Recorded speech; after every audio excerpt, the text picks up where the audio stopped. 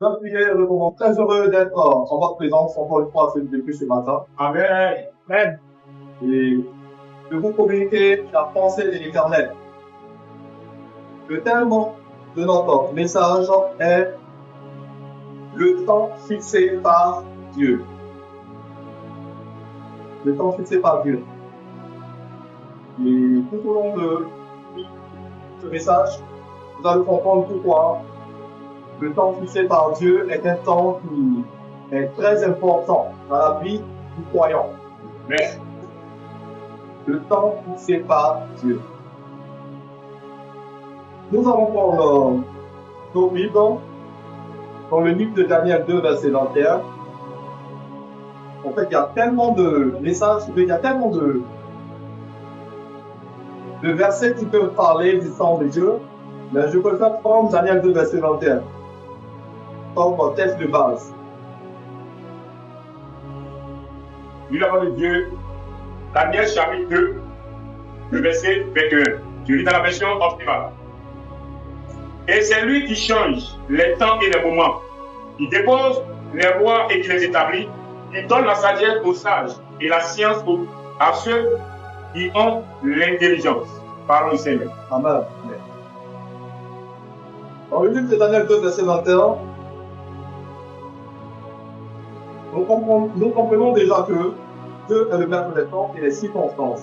Amen.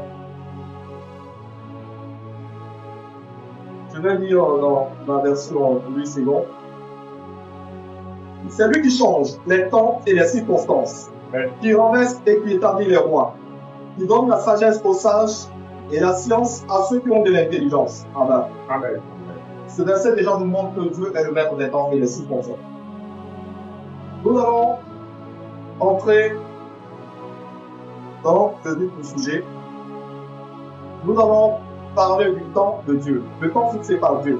Et dans le temps fixé par Dieu, nous allons avoir affaire à deux termes qui vont beaucoup nous intéresser. Ces termes-là nous parlent de notion de temps. Amen. Et dans la Bible, nous avons des notions telles que chronos et telles que kairos, qui permettent de comprendre deux dimensions du temps de Dieu. Le chronos et le kairos. Qui a déjà entendu parler du chronos ou du kairos ici parmi nous? Le chronos et le kairos. Et c'est sur ces deux termes que nous allons prêcher. Il y aura plusieurs points, mais nous allons nous attarder sur ces deux termes, le chronos. Amen. Dans le petit 1, nous allons constater que le chronos, c'est le temps qui s'écoule. Le temps qui s'écoule, c'est le chronos. Et le chronos, c'est un mot grec qui désigne le temps mesurable. Le temps, c'est-à-dire le temps qu'on a sur nos montres, le temps qu'on a sur nos calendriers, le temps qu'on peut, humainement parlant, définir. C'est ça le chronos. Le chronos, comme je le disais, c'est un mot grec qui désigne le temps mesurable. Les jours, les mois, les années, les saisons. C'est le temps humain, celui de l'attente, de la croissance et du déroulement normal de la vie. Dans le chronos, on est, on grandit, on peut affronter diverses épreuves de la vie. Tout ça, ça fait partie du chronos, le temps humainement parlant. Tu peux avoir une plantation, planter ton EVA ou bien ton cacao, le temps que ça va prendre pour que ça donne, tout ça, c'est le chronos. Le temps qui s'égrève de façon naturelle. Ça, c'est le chronos. Et dans la Bible, on peut voir comme ça que il y a un temps pour toute chose. La Bible nous dit qu'il y a un temps pour toute chose. Et dans Ecclésiaste 3, verset 30, on peut le constater, il y a un temps pour toute chose. Quand on parle du temps, on parle déjà de l'ordre. Il y a un temps chronologique. Et c'est ce temps chronologique-là que nous avons parlé. On parle déjà de l'ordre. Il y a un temps chronologique. Et c'est ce temps chronologique-là que nous avons parlé. Le chronos, c'est le temps humain que nous observons. Dans le chronos, il y a beaucoup de choses qui peuvent se passer. Et c'est de tout cela que nous avons parlé.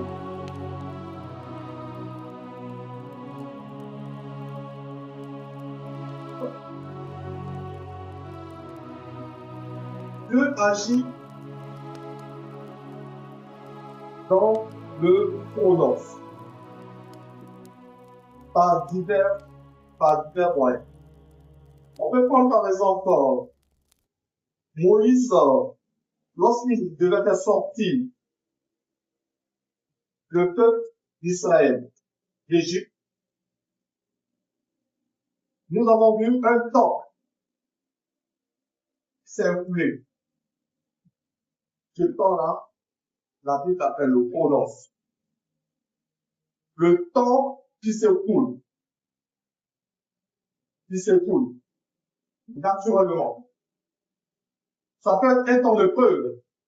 C'est pas forcément un temps de réjouissance où on est permis de faire toutes choses. Non.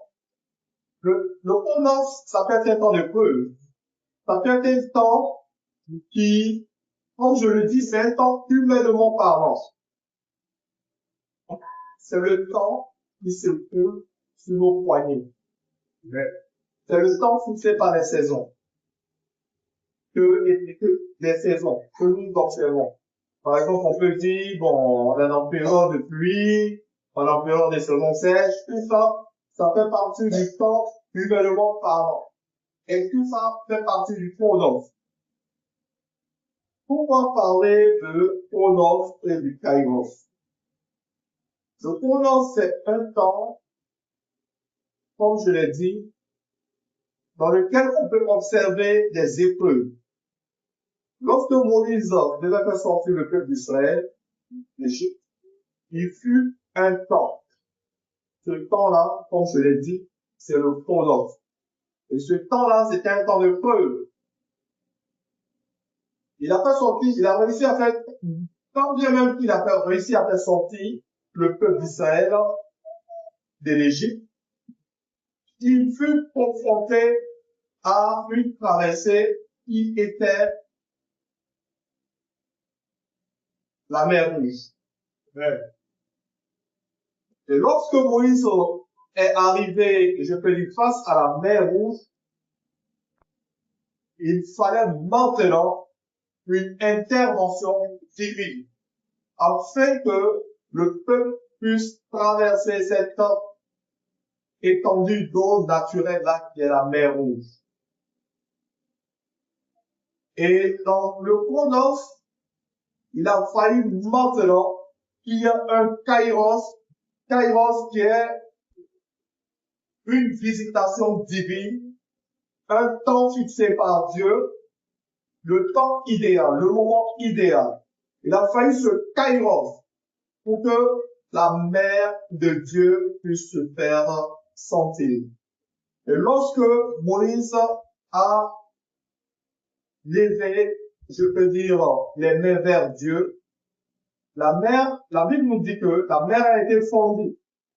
Et le peuple d'Israël a pu traverser cette étendue d'eau-là. Ce moment clé où Dieu intervient, où Dieu se manifeste dans la vie du croyant, ou de son peuple, est le Kairos. Bien aimé, j'aimerais attirer votre attention sur un événement. Vous allez vous poser la question, mais pourquoi on parle des Kairos, Chronos, tout ça, bon, c'est tout ça, là, tous ces thèmes-là. D'abord, ce sont ces thèmes. D'abord, la Bible n'a pas été écrite en français. La Bible a été écrite en 3 langues. En hébreu. L'hébreu, d'abord, c'est la langue principale de l'Ancien Testament. Et je peux dire, la majeure partie de la Bible a été écrite en hébreu.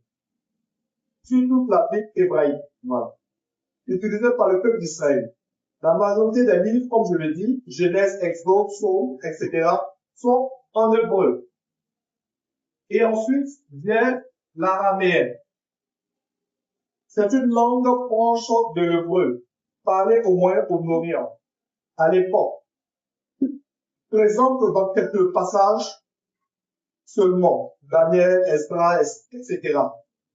C'est aussi la langue parlée par notre Seigneur Jésus-Christ, qui parlait l'araméen.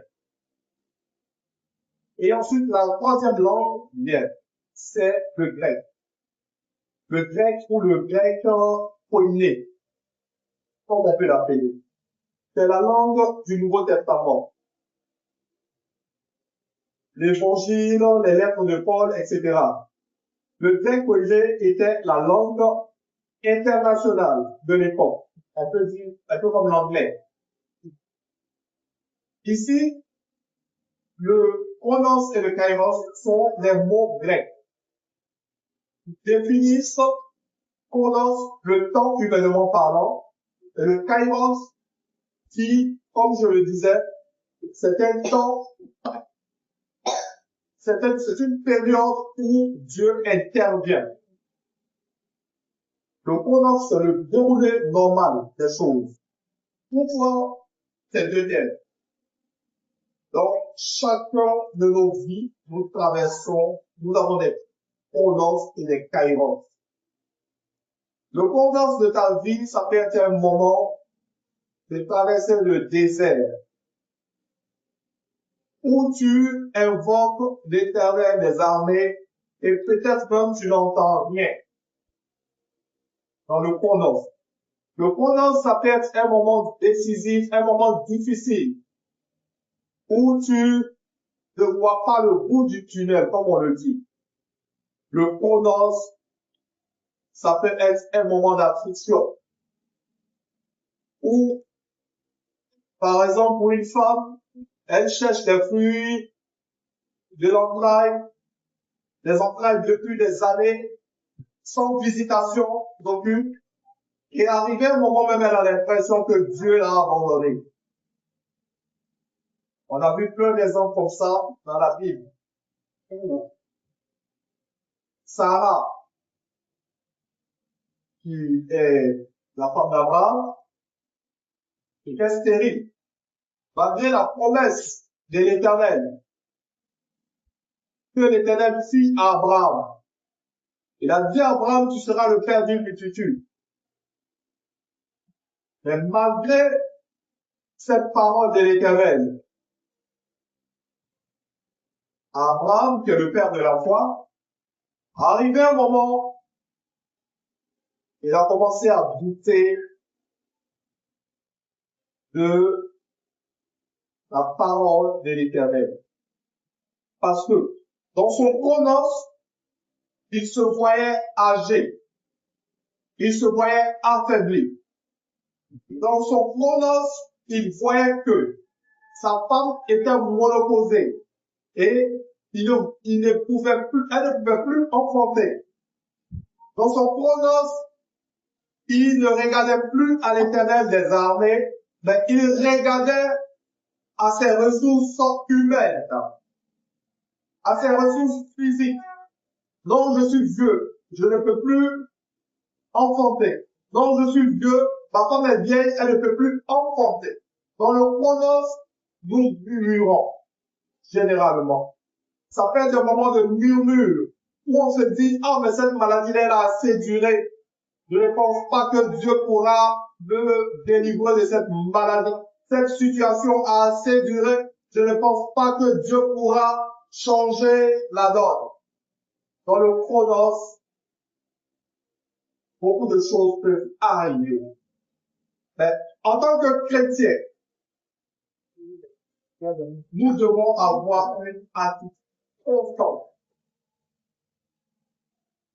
Lorsque Dieu déclare une chose, la Bible dit qu'elle ne regarde pas sans qu'elle ne s'accomplisse. Même lorsque nous traversons cette vallée de la mort, cette vallée difficile, ce désert-là, Dieu agit. La Bible dit que c'est le maître des temps et des circonstances. Et si Daniel 2, verset 21, dit que Dieu est le maître des temps et des circonstances, ce qui signifie que, même dans nos circonstances, les moins atténuantes, les circonstances difficiles, Dieu agit. Car la parole de Dieu dit, toutes choses concourent pour le bien de ceux qui aiment Dieu. Abraham, comme je le disais, a attendu longtemps avant d'avoir Isaac. Et lorsque nous sommes dans cette attente-là, je peux dire dans ce pouvoir-là, je peux l'appeler ainsi, qui est le chronos, le temps des épreuves, le temps où on est éprouvé, le temps où on aimerait avoir de façon instantanée une visitation de Dieu. Et cette visitation instantanée, qui est appelée le kairos, et qu'on ne voit pas, souvent, en tant qu'humain, on veut aider Dieu. C'est de ça qu'il s'agit, et c'est de ça que je vais parler. Lorsque nous sommes dans cette traversée du désert, lorsque nous sommes dans cette impasse, lorsque nous invoquons Dieu dans cette période-là, et que nous n'entendons rien, ne pensons pas que Dieu n'est pas à l'œuvre. Même dans le chronos, Dieu est à l'œuvre. Même lorsque nous ne voyons pas avec nos yeux physiques, Dieu est à l'œuvre. Sachons fixer nos regards sur l'Éternel des armées, afin de ne pas commettre des erreurs irréparables lorsque nous sommes dans le chronos. Ce temps de preuve-là, qui souvent nous met à rude épreuve. Arrivé un moment même, on a même plus envie de prier même. Parce qu'on se dit, mais chaque jour je prie pour ce sujet-là, mais ça ne change pas. Est-ce que ça vaut la peine encore de prier pour ce sujet-là? La Bible dit que Dieu agit aussi dans le chronos. C'est-à-dire ce temps de preuve-là, ce temps de traversée des déserts-là. Lorsqu'on prend encore la Bible, lorsque Moïse était encore de faire sortir le peuple d'Israël, la Bible ne nous dit pas que Dieu a abandonné ce peuple. Mais ce que nous constatons dans ces récits de la Bible, on constate que c'est pas Dieu qui abandonnait le peuple, mais c'est le peuple qui abandonnait de temps en temps Dieu pour se référer au Dieu étranger. Lorsque Moïse montait pour aller parler à Dieu, après il peut prendre une semaine, 2 semaines, ou 2, 3 jours, quand il revient, il constate que le peuple n'a pas su attendre. Le peuple n'a pas su attendre. Vu qu'il n'a plus de guide, il fabrique des dieux qu'il voit avec les 2 yeux. C'est-à-dire, il fabrique des statues en représentation de Dieu. Parce qu'il trouve que la tente est longue. Celui qui nous guidait, celui qui était le guide, il est allé parler à Dieu. Donc, nous, on va créer un Dieu que nous, on voit avec nos yeux. Et on va l'adorer. Et lorsque Moïse venait et qu'il observait ces différentes scènes, il était scandalisé. Et Moïse a je peux dire, sacrifié pour ce peuple-là, parce qu'il l'aimait. Il aimait ce peuple-là. Bien-aimés, chrétiens de la moisson des âmes, chrétiens du monde entier, nous avons tous un chronos que nous traversons ou que nous avons traversé. Dans cette traversée-là, quelle est ton attitude en tant que chrétien? Est-ce que dans ta traversée, dans le chronos, dans ce temps-là, qui s'égrène, où tu pries, où tu n'entends pas la voix de Dieu, où tu ne tu n'obtiens pas de réponse que tu aimerais avoir, est-ce que tu te détournes de la voie de Dieu? Ou bien est-ce que tu as une attitude patience, fidèle? Est-ce que tu attends une visitation? Est-ce que tu sais attendre ton kairos dans le temps qui s'écoule? Sachons attendre le temps de Dieu. Car la Bible dit que Dieu fait toutes choses bonnes en son temps. Et s'il fait toutes choses bonnes en son temps, nous devons savoir attendre. Lorsque nous sommes dans le chronos, c'est un moment très décisif. Joseph a traversé plusieurs années de preuve avant son élévation. Ces années de preuve que Joseph pouvait traverser, lorsqu'il a été vendu, il a été fait esclave, lorsqu'il a été fait prisonnier, lorsqu'il a travaillé dans la maison de Potiphar, ensuite jeté en prison, tout ça c'était le chronos. C'était son chronos, tout ça. Le temps que duraient les épreuves avant que la main de Dieu intervienne dans sa vie. Oui. Et après toute cette période-là passée, cette période de preuve où il a été emprisonné, où il a été accusé faussement, où il a été dans la maison de Potiphar pour plein de choses, Dieu va agir. Et cette période où Dieu va agir et Dieu va le repositionner s'appelle le kairos. C'est un mot grec, comme je le disais là. La Bible a été écrite en 3 langues. En hébreu, en araméen et en grec. Et le kairos fut la visitation de Dieu pour Joseph. Jusqu'à ce qu'il soit nommé premier ministre dans la maison de Pharaon.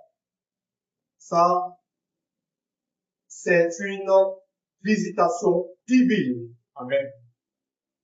Sachons attendre le temps de Dieu, comme je le disais, dans nos vies. Pendant le chronos, ne soyons pas ces chrétiens-là qui abandonnent le chemin de la bénédiction. Moi, j'appelle le chronos le chemin de la bénédiction. Parce que Dieu ne nous abandonne pas dans le chronos. La Bible nous dit que dans le chronos, Dieu travaille toujours. Sarah a attendu 40 ans. Je crois peut-être c'est plus, 40 ans.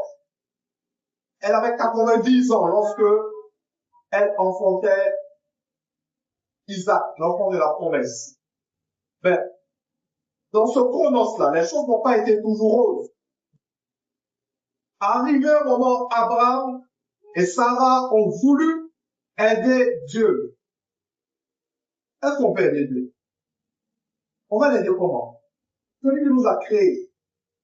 La Bible dit qu'il est sommeil, il est dort. Et puis on veut l'aider. Lorsque il nous promet quelque chose. Non, je vais aider Dieu, je vais aider Dieu. Non, non, non, non. On n'aide pas Dieu. On peut faire l'œuvre de Dieu, ça ne veut pas dire qu'on est en train d'aider Dieu. C'est des choses souvent, c'est des notions souvent qui mélangent, je peux dire, les croyants. Faire l'œuvre de Dieu, ce n'est pas aider Dieu. Hein. On n'aide pas Dieu. Dieu peut tout. Il peut tout seul, tout, lui seul. Abraham et sa femme, Sarah, ont voulu aider Dieu. Lorsqu'ils étaient dans leur chronos, vous avez dit qu'ils ont voulu l'aider comment? Dieu dit une chose. De ta femme sortira Isaac. À 80, bon, je peux dire plus de 80 ans. Elle est monoposée même. Elle va voir son mari, ah, en fait, ça, il ne peut plus faire encore. Bon. Il y a Agar qui est là, donc c'est bon. Tu peux aller avec elle pour avoir au moins un enfant. Peut-être que ce que Dieu a fait, on n'a pas bien compris. C'est ce qu'il a voulu qu'on fasse. Donc, pour aller avec elle, peut-être on va avoir une postérité au moins. Et Abraham, étant un homme, la Bible dit que la chair est faible. Son esprit n'étant pas disposé, il a cédé aux avances de sa part. Et il est allé vers sa servante Agar. Et Agar a mis au monde Ismaël. Ismaël qui n'était pas le fils de la promesse. Et vu que Abraham et Sarah ont voulu aider Dieu, ça a créé des problèmes que jusqu'à présent, ce problème a perdu. Parce que Ismaël n'étant pas le fils de la promesse, Dieu a visité Sarah, l'enfant de la promesse qui était Isaac, et Isaac naquit. Donc, lorsque nous sommes dans le chronos, comme je le disais, il ne faudrait pas qu'on ait une attitude de vouloir aider Dieu. Lorsque Dieu dit une chose, nous devons savoir attendre cette chose afin qu'elle puisse se réaliser. Et non vouloir l'aider par des processus humains ou des procédés humains. Parce que quand Dieu dit une chose, lui seul sait comment elle va s'accomplir. Et le temps le temps Dieu se manifeste, c'est ce temps-là qu'on appelle le kairos. Le temps qui est fixé par Dieu. C'est pour cela que je peux intituler le thème de notre message, le temps fixé par Dieu. C'est le kairos. Et chaque chrétien ici, nous avons un kairos. Un temps où Dieu va te bénir richement. Un temps où tu vas recevoir la visitation divine. Un temps où les promesses de Dieu dans ta vie vont s'accomplir. Un temps où tu seras dans l'abondance. Je ne prêche pas l'évangile de la prospérité, mais je prêche la parole de Dieu parce que la Bible nous dit qu'il y a un temps pour toutes choses sur cette terre. S'il y a un temps pour que tu galères, il y a un temps aussi pour que tu deviennes riche. Amen. Il y a un temps aussi pour que tu prospères. Amen. Il y a un temps aussi pour que tu puisses entrer en possession de ce qui t'a été prédestiné. Amen. Car la parole de Dieu nous dit, les projets que j'ai pour vous, ce sont des projets de paix et non de malheur. Amen. Les projets de paix, là, il y a un temps pour que Dieu les réalise dans ta vie. Amen. Lorsque tu es dans le chronos, regarde toujours à Dieu. Parce que c'est lui qui va te sortir, c'est lui qui va te délivrer du filet de l'oiseleur, de la patte du loup. Regardez toujours à l'Éternel des armées, car il ne se dédie pas. Israël a attendu 40 ans dans le désert. 40 ans dans le désert.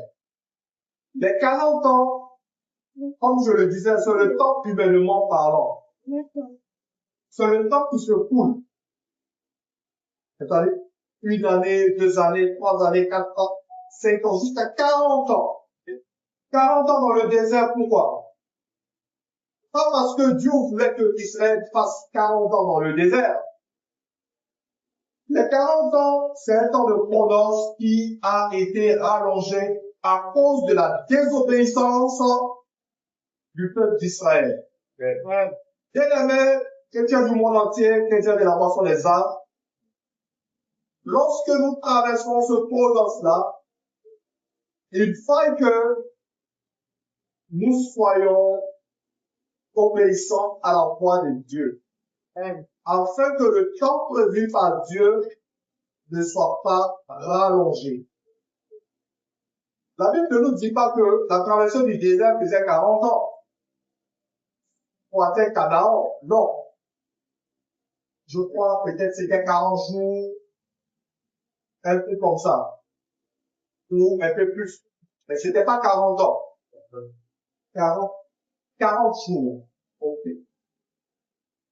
Et au lieu de 40 jours, les murmures, les rébellions, la désobéissance face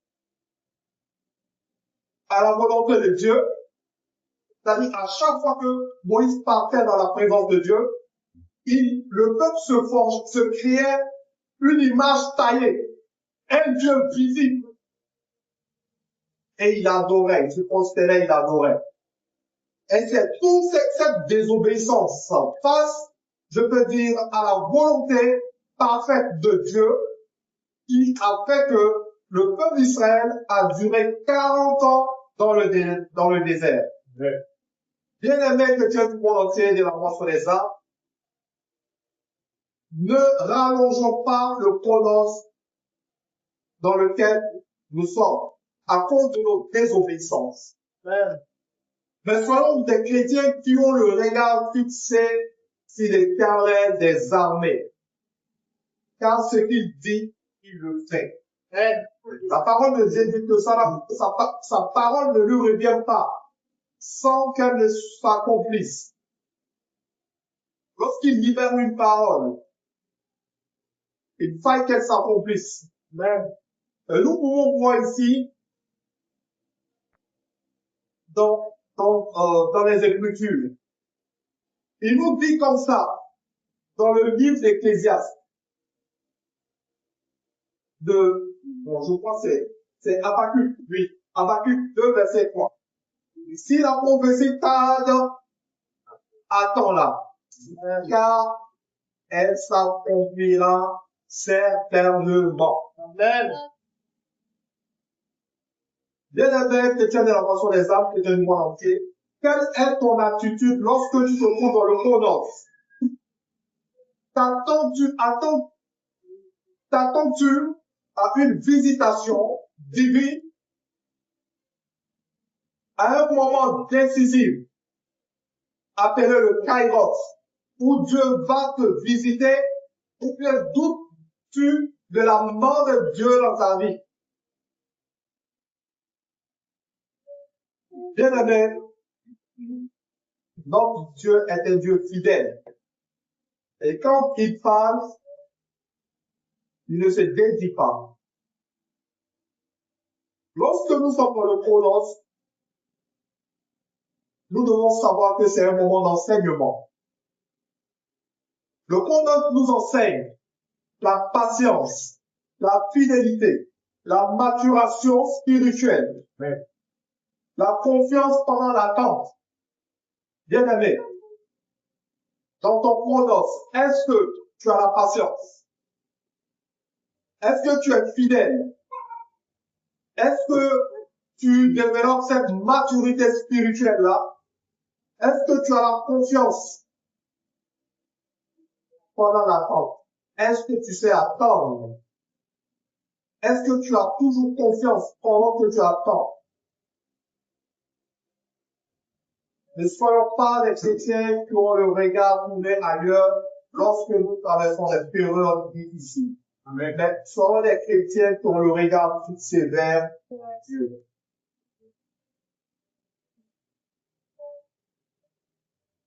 Et après ce chronos-là, comme je le disais, nous avons un temps décisif qui est le Kairos, le moment choisi par Dieu. Lorsque Joseph a été fait prisonnier, vendu, lorsqu'il a traversé tout ce cheminement-là, jusqu'à être dans la maison de Pharaon, le temps où il devient ministre, premier ministre dans la maison de Pharaon, Joseph entre dans son Kairos. le temps fixé par Dieu pour te visiter. Bien-aimé, chrétien de la moisson des âmes, chrétien du monde entier, quelle est ta posture? Quel est ton comportement avant ta visitation? Quel est ton comportement? Quelle est ta posture? Quelle attitude as-tu lorsque tu es dans le chronos? Quelle est ton attitude? Quelle posture adoptes-tu? Est-ce que tu vas voir les marabouts? Est-ce que tu vas voir les féticheurs? Est-ce que tu vas voir les moyens humains afin de vouloir aider Dieu dans ton chronos? Dieu est plus puissant que toutes ces choses. Il n'a pas besoin que tu t'embrouilles avec ces choses-là. Il veut qu'une seule chose, que tu aies la foi et que tu aies le regard fixé vers lui. Parce qu'il ne t'abandonnera jamais. S'il permet un chronos, un temps de preuve, un temps où les choses ne vont pas toujours comme tu veux, il y a aussi un temps pour la fin de toutes ces choses. Qui est le kairos. Le kairos, c'est un mot grec qui signifie le moment favorable, l'instant décisif, le temps fixé pour agir. Ce n'est pas simplement une durée, c'est une visitation divine. Tu reçois une visitation divine, et bien quelque chose auquel tu ne t'attendais pas. On dit les sorties dans l'eau. Souvent, j'aime employer peut-être ces termes qu'on a l'habitude d'entendre là, pour que ceux qui ne comprennent pas peut-être les mots que j'emploie puissent comprendre un peu plus facilement le jargon, voilà, à partir du jargon ivoirien que j'emploie. Au temps où tu ne t'attends pas, Dieu te fait sortir dans le dos. Et ce sortir dans le dos là, la Bible nous appelle cela le kairos. Le temps fixé par Dieu, le temps de la visitation, le temps décisif. C'est un temps où Dieu se manifeste. Le Seigneur Jésus pouvait nous dire aussi comme ça que le temps est accompli et le royaume de Dieu est proche. Le temps est accompli et le royaume de Dieu est proche. Ça, c'est aussi un kairos. Le temps est accompli. Dans Marc 1, verset 15, c'est ce que l'autre. Ici, le mot utilisé est kairos. Le temps, est kairos. Le moment prophétique où Dieu intervient. Le kairos, ça peut être aussi une porte qui s'ouvre. Pendant longtemps, tu as cherché un emploi. Tu as cherché, je peux dire, un concours. Tu as tout essayé. Et au moment où tu ne t'attends pas, Dieu t'ouvre les portes à cet examen ou à ce concours-là, afin que tu puisses te glorifier. Bien aimé, le kairos, comme je le dis, ça peut être une porte ouverte, qui s'ouvre. Longtemps tu as frappé, tu as prié, Seigneur, vraiment, je veux un travail, je veux un enfant, je veux une promotion. Et puis, la porte s'ouvre. Là où tu ne t'attends même pas.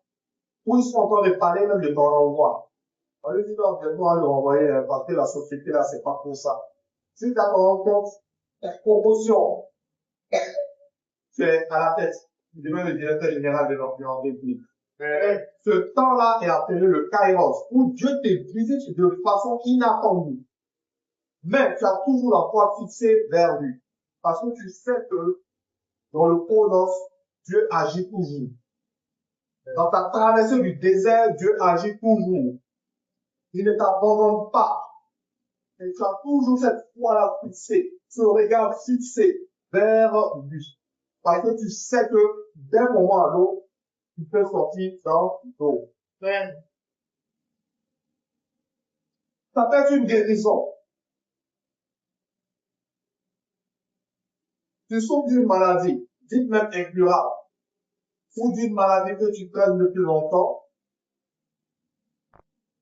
Tu as prié pendant longtemps, sans obtenir gain de cause. Mais lorsque le temps de Dieu, le temps fixé par Dieu, le temps de la visitation, le Kairos se présente, Dieu intervient. Il entend ton jour qui est lourd et il te donne un nouveau jour qui est léger. Elle fait comme le jour de cette femme qui a touché le pan de la robe du Christ et elle a été guérie. Le Kairos peut être une guérison. On le voit dans Acte 3, verset 6. Nous devons lire le livre. Acte 3, verset 6. Et Dieu respecte la population. Acte chapitre 3, le verset 6. Alors Pierre lui dit, je n'ai ni argent ni or, mais ce que j'ai, je te le donne au nom de Jésus, Nazareth, lève-toi et marche. Au nom de Jésus-Christ de Nazareth, lève-toi et marche. Le Kairos en mouvement. Dieu en mouvement. Dieu agit toujours. Et ce même Dieu qui agit autrefois, qui faisait des miracles, ce temps-là, dans son chronos, il attendait une visitation depuis des années, depuis des dizaines d'années. Peut-être même qu'il était infime. La Bible nous dit ici que, je crois, il se tenait devant la porte appelée la Belle. Depuis des années, pour de l'aumône. Mais lorsque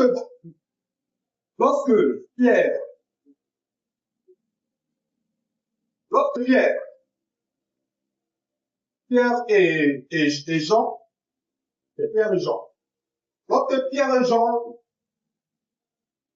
l'ont vu,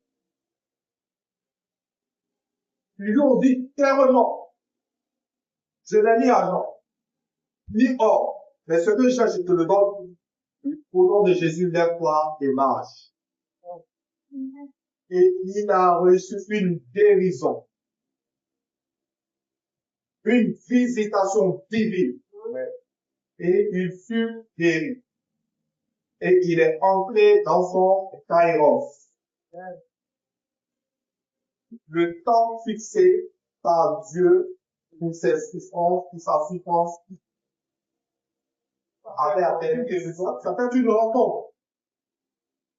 Ça peut être une rencontre. Ça peut être aussi un appel. Ça peut être une bénédiction. Ça peut être une réponse après une longue attente. Le Kairos, ça peut être, le Kairos, ça peut être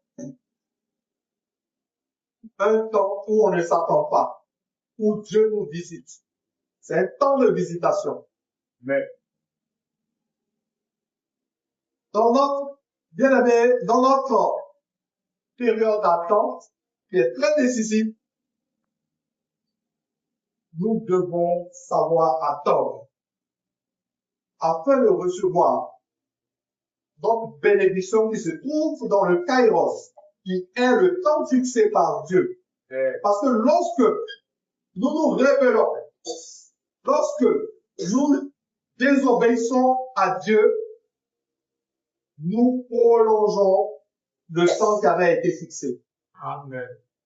À cause de notre rébellion, nous prolongeons cette période, cette date, ce temps fixé par Dieu. Amen. Parce que Dieu, il n'agit pas dans cette période où nous sommes en rébellion, où nous sommes, je peux dire, en contradiction avec lui. Certes, il œuvre afin de nous voir réussir notre chronos. C'est-à-dire, malgré ce temps d'épreuve-là, il œuvre quand même pour qu'on ne puisse pas périr dans ce chronos-là. Il dit ce que je veux. Ce n'est pas que le pécheur périsse, mais qu'il se répande de ses voies et qu'il soit sauvé. Amen. Donc, même quand on est dans un chronos, dans ce temps souvent où on se rebelle, par moment, on se rebelle, parfois on ne voit pas la main de Dieu. Dieu ne veut pas qu'on périsse malgré ça. Il veut qu'on se détourne de nos péchés et qu'on revienne à lui. Donc, bien aimé, sachons avoir une attitude qui glorifie le nom de notre Seigneur lorsque nous sommes dans cette traversée, dans ces moments où, lorsque nous prions, nous avons l'impression de ne pas voir la main de Dieu, de ne pas sentir, je veux dire, les choses bouger.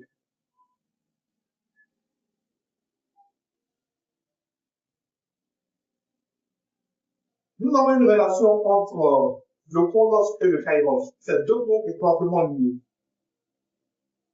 Très souvent, Dieu nous fait traverser un chronos pour nous conduire à un kairos, comme je l'ai dit.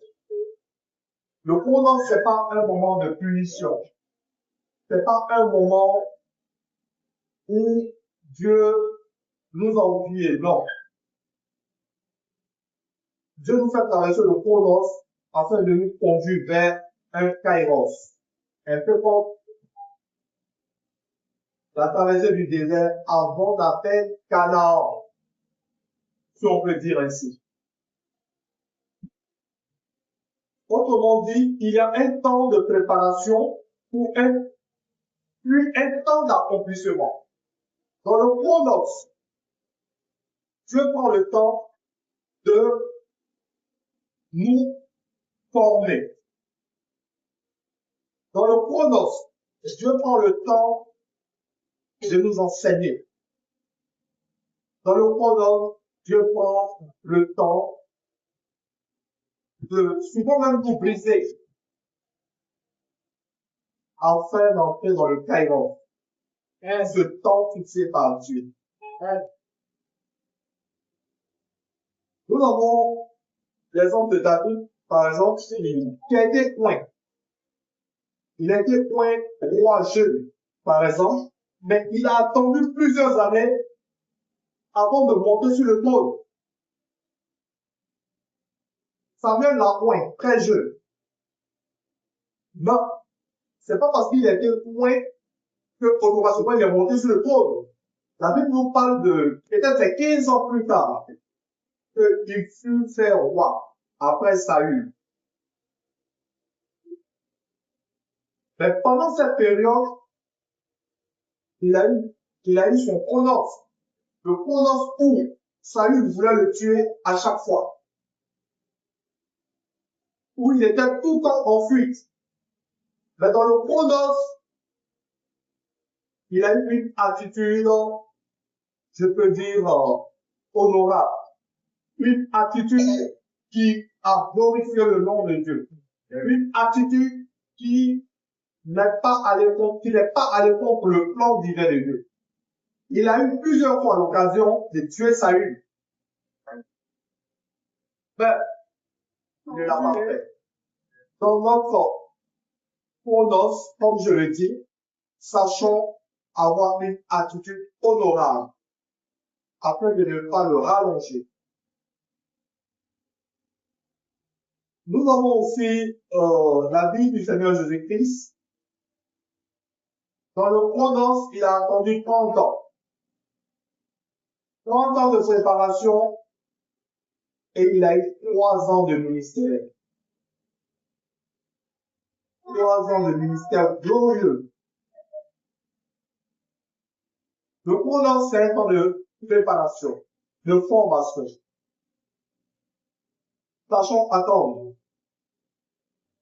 dans ce temps de préparation et de formation, parce que Dieu finit par se glorifier.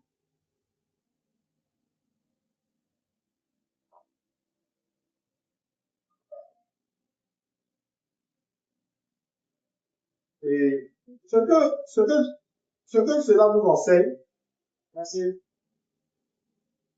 quand rien ne semble bouger, Dieu travaille encore. Quand rien ne semble bouger, Dieu travaille encore. Dans le pronom, il travaille. Et lorsque le kairos arrive, tout peut changer rapidement. En un instant. Il n'y a pas de demain après demain dedans. En même temps, Dieu se manifeste et la chose arrive. La chose pour laquelle tu as prié pendant longtemps, ça peut être pendant 2, 3 jours, ou bien 3 ans, ou bien 30 ans. Et lorsque le temps fixé par Dieu arrive, la chose se manifeste instantanément.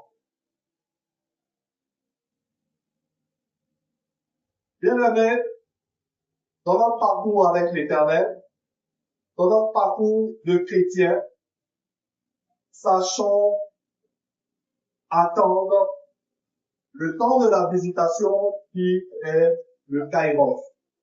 C'est un temps très décisif. Qui va dire que il veut être chrétien pendant 40 ans, 50 ans, et au soir de sa vie, aller à l'enfer? Personne. Dans notre marche avec le Christ, il faut que nous ayons une attitude qui honore, qui glorifie le nom de Dieu. Et cette attitude-là qui va, je peux dire, précipiter la mort de Dieu, qui va faire avancer les choses. Parce que lorsqu'on est dans une posture de rébellion, on fait durer notre pronom. C'est-à-dire, aujourd'hui tu es chrétien, demain tu n'es pas chrétien. Aujourd'hui, tu te comportes bien, demain tu fais autre chose. C'est comme tu construis, et puis tu construis, et puis tu détruis. Tu construis, tu détruis. C'est un certain moment tu vas vivre dans cette maison. Et souvent, dans notre comportement de chrétien, rebelle envers Dieu, c'est ce comportement-là qu'on a. On construit cette maison-là et puis on la casse, sans s'en rendre compte. Et puis on vient reconstruire encore. On la casse. À un certain moment, on va habiter. Le temps d'habitation dans cette maison-là, c'est tout non, on la rallonge.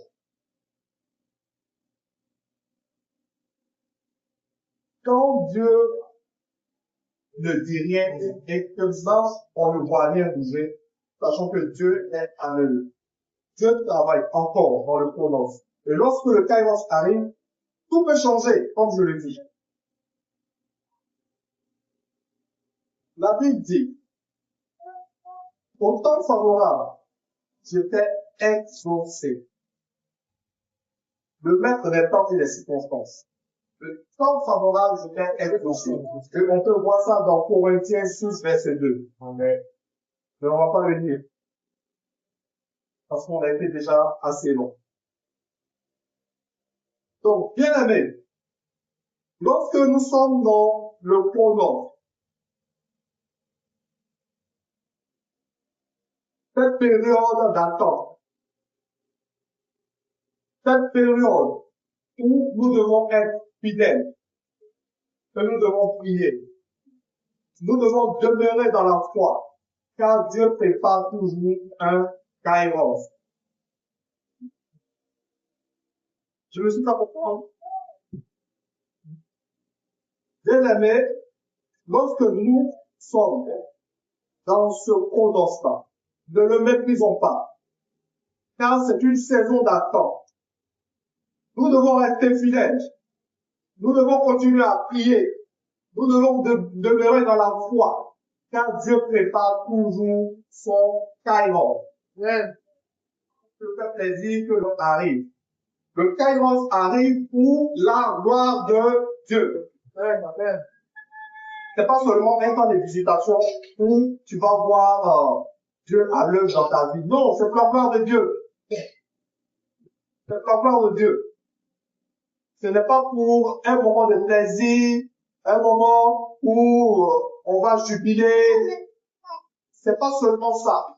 Le Kairos, c'est pour la gloire de Dieu.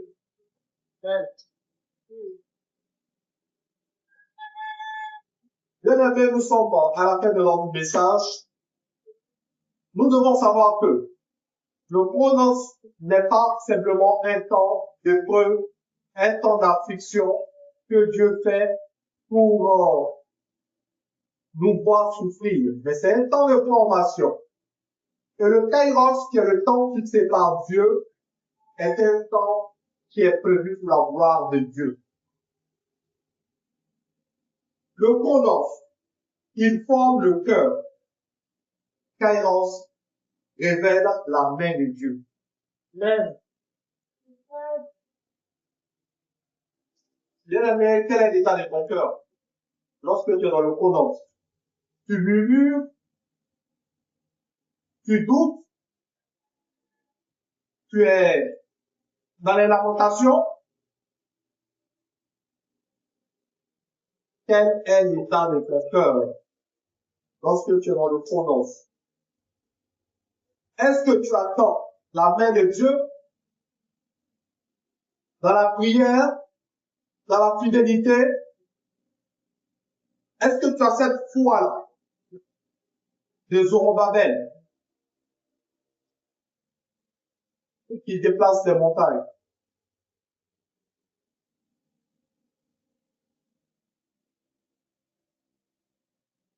Dans le chronos, sachons que souvent, ceux qui supportent fidèlement le temps d'attente sont prêts lorsque le temps de l'accomplissement arrive. Mais, je répète, ceux qui supportent fidèlement le temps de l'attente sont prêts lorsque vient le temps de l'accomplissement, le Kairos. Amen. Sachons attendre le temps fixé par Dieu afin de glorifier le nom de Dieu au travers de nos vies.